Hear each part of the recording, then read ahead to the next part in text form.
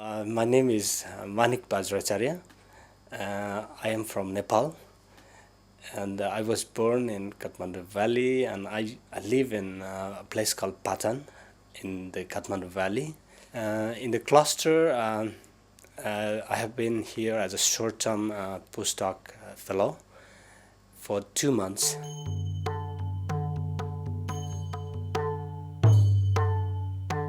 My project is about the historical development of this ritual called Saptavidhānuttarapūjā, and what I am planning to do is I like to trace the history of this ritual to the very earliest stage of Mahāyāna Buddhism. You know, we know that Buddhism started from India. But in 12th or 13th century, it was completely destroyed in India, and the Sanskrit Buddhism, the original Sanskrit Buddhism from India, was luckily has been preserved in Kathmandu Valley. The best thing about working here is this library in South Asia Institute, which is a treasure. So it's the exactly the kind of place I want it to be. So this is the area I like most about in this library. This section is about Nepalese studies, and I'll show you some of the treasures I have found here. For example, this is the History of Nepal by Daniel Wright, and we have the original of this, which was published in 1877. Look the pictures. And it's one of the first book on the history of Nepal. And this is a treasure. I've always wanted to see the original of this book.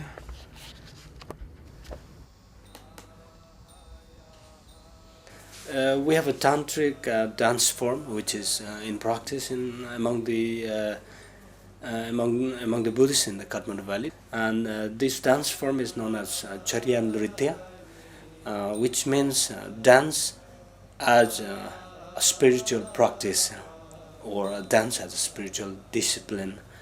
And this form of art is understood to be developed around 7th or 8th century in India, and the tantric practitioners were expressing themselves through dance and songs, and it has been a way to connect to the deity, connect to the self to the deity. And the specialty of this dance is the dancer himself acts as the deity. The deity and the dancer becomes one. What you see here is the dance called Sodasalasya, which is dance of 16 offering goddesses. And the first mudra, and the postures are called mudra, is the goddess of Veena, the lute. So she acts as playing lute, and the Vajra Vamshetram, which means the deity of Vajra flute, and then the Vajra Mridange, a kind of specific kind of drum, and Vajra Muruje, tambur, and Vajra Male, Vajra Gite. It goes on like this.